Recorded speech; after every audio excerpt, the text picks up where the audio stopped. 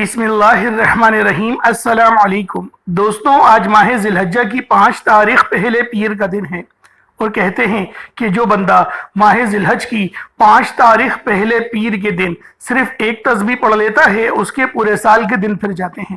یہ تسبیح سارے نصیب کھول دیتی ہے۔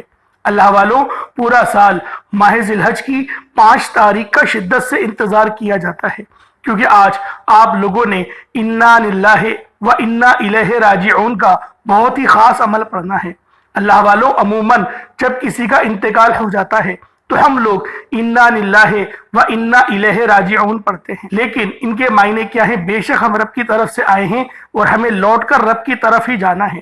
یہ انا للہ و انا الیہ راجعون کا مطلب ہوتا ہے، جو آج ماہ ذی الحجہ کی 5 تاریخ پیر کے دن آپ لوگوں نے پڑھنا ہے۔ اللہ والوں، آج پہلا پیر ہے اور آپ لوگوں نے انا للہ و انا الیہ راجعون کا عمل پڑھنا ہے، اور ساتھ ہی ساتھ آپ لوگوں نے یا اللہ یا محمد کو پڑھنا ہے۔ یا اللہ یا محمد یہ ہماری دنیا میں آنے کا مقصد ہے۔ پوری دنیا کا نظام جو رب العالمین چلاتا ہے، وہ اپنے نبی پاک صلی اللہ علیہ وآلہ وسلم کی محبت میں ہی چلاتا ہے۔ اس لیے ماہ ذی الحجہ کی 5 تاریخ پہلے پیر کے دن یا اللہ یا محمد انا للہ و انا الیہ راجعون کا آپ لوگوں نے یہ خاص عمل، یہ خاص وظیفہ پڑھنا ہے۔ اللہ والوں، اسی کے ساتھ آپ لوگوں نے سورۃ الفاتحہ شریف بھی پڑھنی ہے۔ جس طرح سے آپ لوگوں نے انا للہ و انا الیہ راجعون کو پڑھا، یا اللہ یا محمد کو پڑھا، اسی طرح سے آپ لوگ سورۃ الفاتحہ پڑھیں گے، جس کو سورۃ الشفا بھی کہا جاتا ہے، جس کو سورۃ الرافیہ، سورۃ الشافیہ، سورۃ القافیہ بھی کہا جاتا ہے۔ اللہ والوں، یہ وہ سورت ہے جو کہ پڑھنے کے بعد اللہ رب العالمین ہر بندے کو شفا عطا کرتا ہے، شفا کلی عطا کرتا ہے۔ تو اللہ والوں، آج ماہ ذی الحجہ کی 5 تاریخ پیر کے دن یہ خاص عمل، یہ خاص وظیفہ خود بھی پڑھیں اور ثواب کی نیت سے اپنے دوست احباب کے ساتھ بھی ضرور شیئر کیجیے گا۔ اللہ والوں، یہ وہ وظائف ہیں، یہ وہ خاص اعمال ہیں کہ جب بھی آپ لوگ پڑھیں گے، آپ لوگ کامیابیوں سے ہم کنار ہی رہیں گے۔ اللہ پاک آپ کو رزق بھی عطا کریں گے، دولت بھی عطا کریں گے، پسند کی شادی بھی ہوگی۔ آپ لوگ یا اللہ یا محمد انا للہ و انا الیہ راجعون اور سورۃ الفاتحہ شریف پڑھیں گے۔ اللہ والوں، بتائے گئے ترتیب اور طریقہ کار سے پڑھنا ہے۔ ہر ایک بات بچوں کی طرح سمجھانے کی پوری کوشش کروں گا۔ اس کی وجہ یہ ہے کہ ماہ ذی الحجہ کی 5 تاریخ پہلا پیر سال میں ایک بار آتا ہے۔ پیر بہت سے آئیں گے، لیکن یہ پہلا پیر سال میں ایک بار آتا ہے، تو لہٰذا آپ لوگوں نے اس عمل، اس وظیفے کو لازمی پڑھنا ہے۔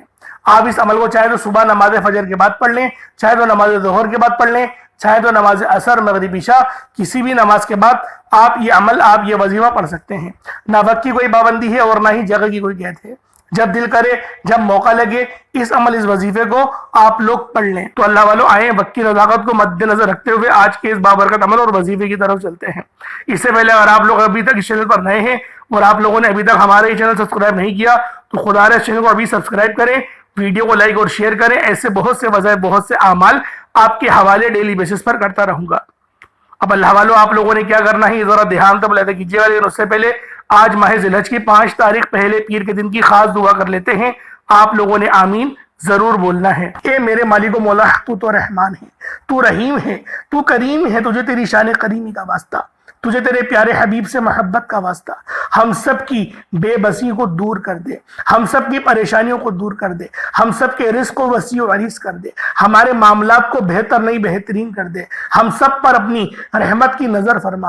آج جو کوئی بے روزگار ہے، جو جہاں سے بھی اس ویڈیو میں جڑا ہوا ہے، دعا کر رہا ہے، اگر وہ بے روزگار ہے تو اس کو خوشادہ روزگار عطا فرما، حلال ذرائع عطا فرما، بہترین روزگار عطا فرما۔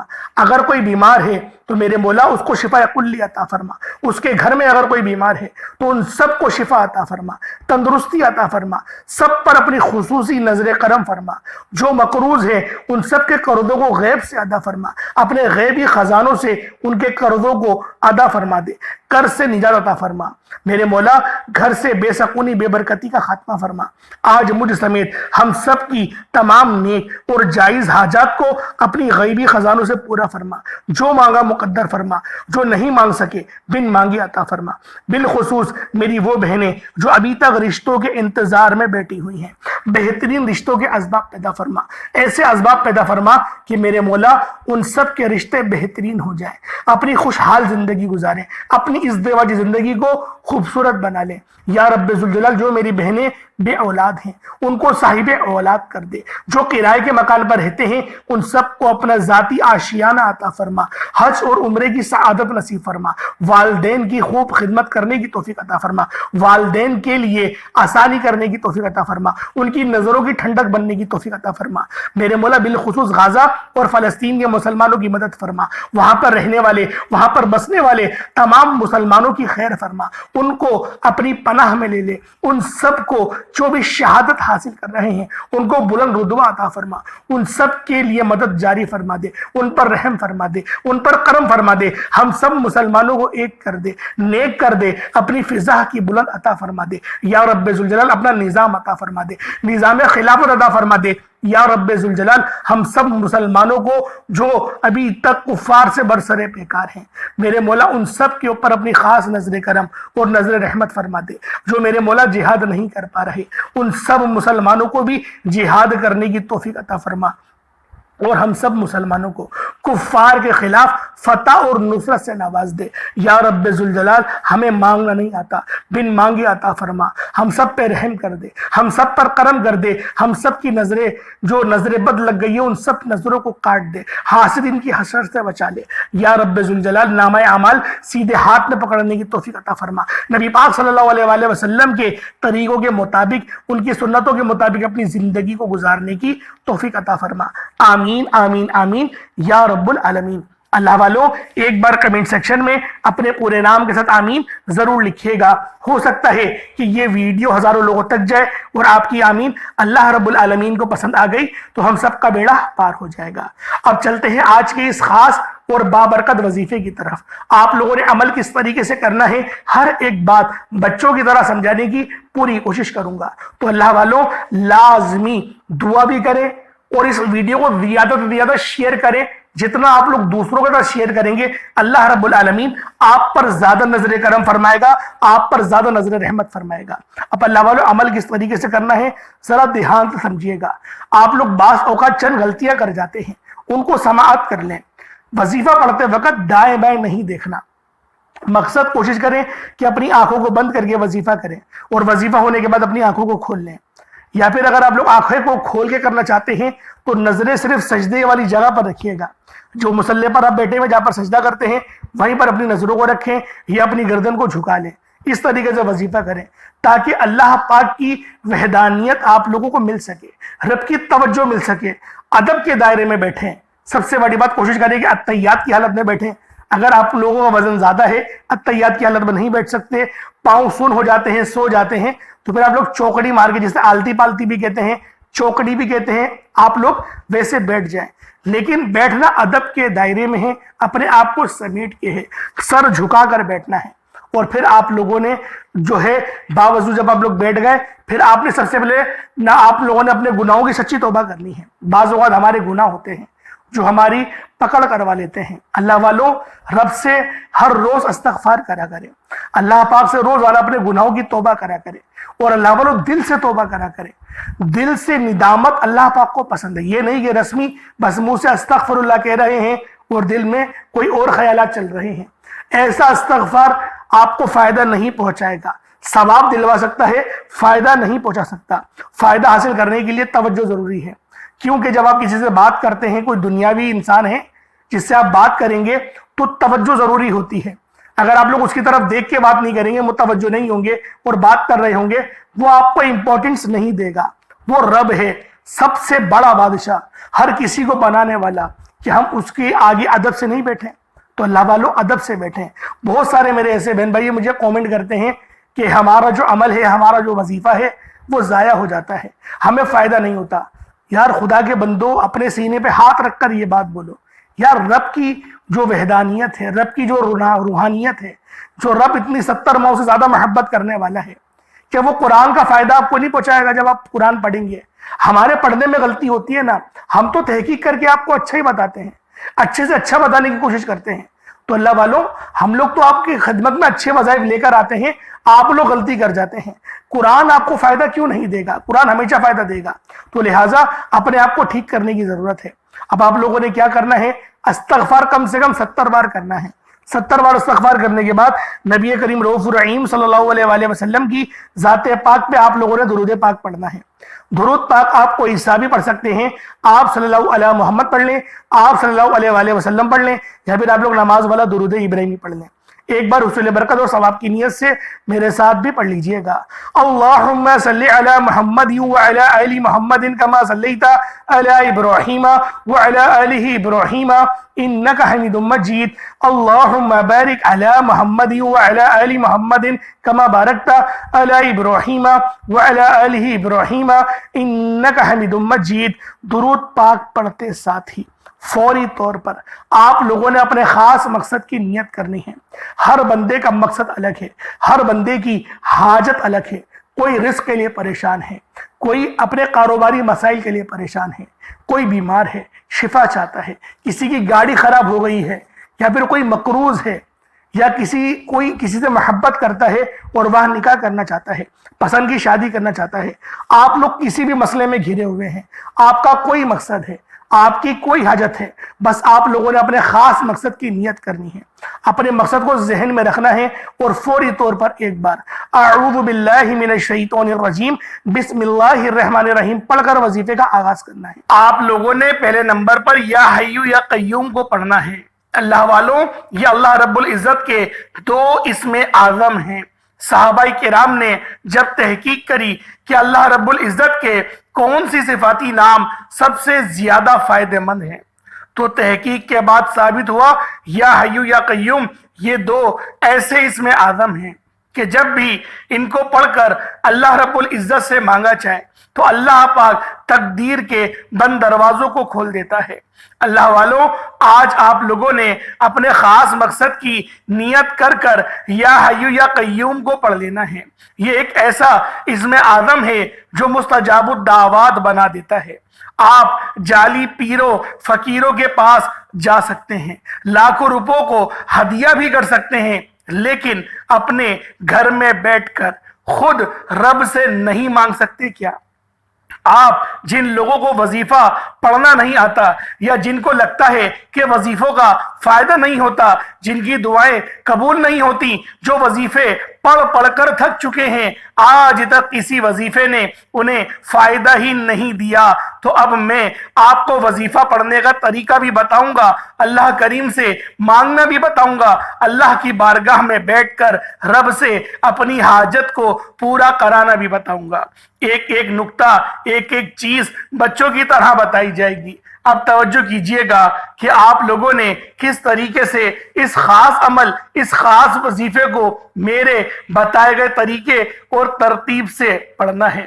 اللہ والوں، جس کو لگتا ہے کہ میرے وظیفوں کی، میری دعاؤں کی کوئی قبولیت نہیں ہوتی، یا پھر جس کو لگتا ہے کہ مجھے اللہ سے مانگنا نہیں آتا یا وظیفہ پڑھنا نہیں آتا، آپ نے کرنا کیا ہے کہ تنہائی میں آپ نے اپنے تمام خیالات ذہن سے نکلتے ہوئے محسوس کریں کہ آپ اللہ کے قریب بیٹھے ہیں، آپ لوگ روضہ رسول کی جالیوں کے قریب بیٹھے ہیں، آپ روضہ رسول کی جالیوں کے قریب بیٹھے بیٹھے یوں محسوس کریں کہ آپ اللہ سے باتیں کر رہے ہیں، آپ کو جواب مل رہا ہے۔ آپ نے اللہ کے حبیب صلی اللہ علیہ وآلہ وسلم کی ذات پاک پر 3 7 یا 11 بار درود پاک پڑھنا ہے۔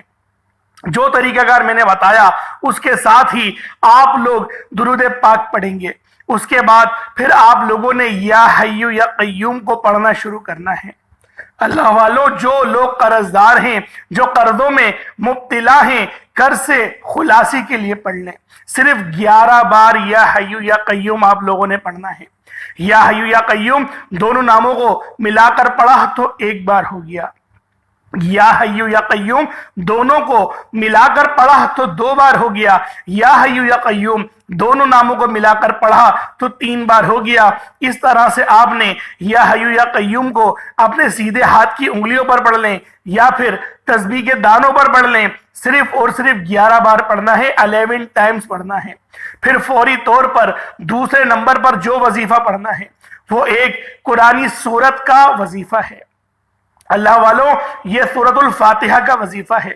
آپ سورۃ الفاتحہ میں رب کا شکر بھی ہے، صراط مستقیم کی تلقین بھی ہے، اللہ کے راستے پر قربانیاں نثار بھی ہیں۔ آپ نے اپنے مقصد کو ذہن میں رکھتے ہوئے یا حیو یا قیوم کو پڑھنے کے بعد اللہ کو راضی کر لیا، رب کو منا لیا۔ اب سورۃ الفاتحہ کو 7 بار پڑھتے دوران آپ نے کسی سے بات نہیں کرنی، نہ ہی کوئی آپ سے بات کرے گا، اور دل ہی دل میں اللہ کا شکر ادا کرنا ہے۔ الحمدللہ رب العالمین، یہ سورت یہاں سے اسٹارٹ ہوتی ہے، اور پہلی آیت میں ہی اللہ رب العزت ارشاد فرما رہا ہے کہ تمام تعریفیں میرے ہی لیے ہیں جو مالک ہے سارے جہاں کا۔ اللہ والوں، اس عمل کو کرنا کس طریقے سے ہے ذرا دھیان سے اور توجہ سے ملاحظہ کریں۔ بسم اللہ الرحمن الرحیم، الحمدللہ رب العالمین الرحمن الرحیم مالک یوم الدین ایاک نعبد و ایاک نستعین اہدنا الصراط المستقیم صراط الذین انعمت علیہم غیر المغضوب علیہم ولا الضالین آمین۔ اس طرح سے آپ نے سورۃ الفاتحہ کو صرف اور صرف 7 بار مکمل پڑھنا ہے۔ طریقہ کار میں نے آپ کو بتا دیا کس طرح سے پڑھنا ہے، یعنی آپ لوگ بسم اللہ بھی پڑھیں گے اور آپ نے آخر میں آمین بھی یہ بھی پڑھنا ہے، اور اتنی ہی آواز میں پڑھیں کہ گویا آپ منہ سے پڑھیں اور اپنے کانوں سے سن لیں، کسی اور کو ڈسٹرب نہ کریں آپ لوگ، لیکن پڑھیں اس کو ڈوب کر۔ جتنا تنہائی میں پڑھیں گے اتنا زیادہ آپ کو کیف و سرور محسوس بھی ہوگا، اور اللہ رب العزت کی بارگاہ سے آپ کے مرتبات اور مقامات میں اضافہ بھی ہوگا۔ اللہ والوں، صرف 7 بار سورۃ الفاتحہ شریف کو پڑھنے کے بعد پھر آپ لوگوں نے تیسرے نمبر پر ایک قرآن پاک کی آیت کو پڑھنا ہے۔ یہ آیت بہت خاص ہے۔ جب کسی کا انتقال ہوتا ہے تب ہم لوگ انا للہ و انا الیہ راجعون کو پڑھتے ہیں۔ اس کا ترجمہ کیا ہے؟ بے شک اللہ ہم تیری ہی طرف سے آئے ہیں اور ہمیں لوٹ کر بھی تیری ہی طرف جانا ہے۔ یہ وہ کلمات ہیں جو اللہ پاک کے سب سے لاڈلے ہیں۔ اللہ پاک کو یہ کلمات بہت پسند ہیں، انا للہ و انا الیہ راجعون۔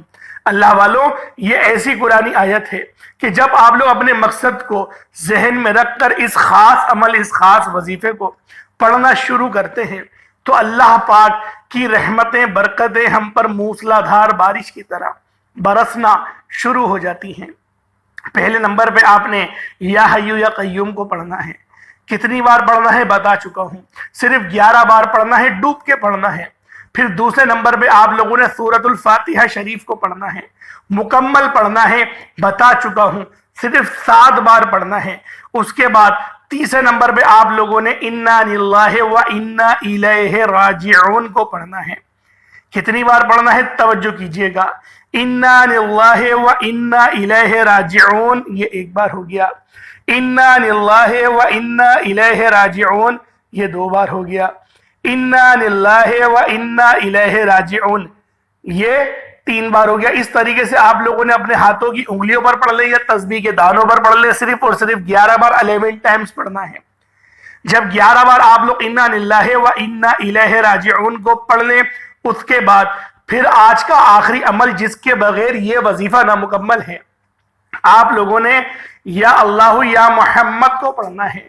یا اللہ، اللہ پاک کا یہ ذاتی نام ہے، یا محمد یہ اللہ کے حبیب کا ذاتی نام ہے۔ یا اللہ یا محمد جب دونوں کو ملا کر پڑھیں گے تو 1 بار ہو جائے گا، یا اللہ یا محمد دونوں کو ملا کر پڑھیں گے تو 2 بار ہوگا۔ یا اللہ یا محمد دونوں کو ملا کر پڑھا تو 3 بار ہو گیا۔ اس طرح سے یا اللہ یا محمد کو ہاتھوں کی انگلیوں پر پڑھ لیں، یا پھر آپ لوگ تسبیح کے دانوں پر پڑھ لیں۔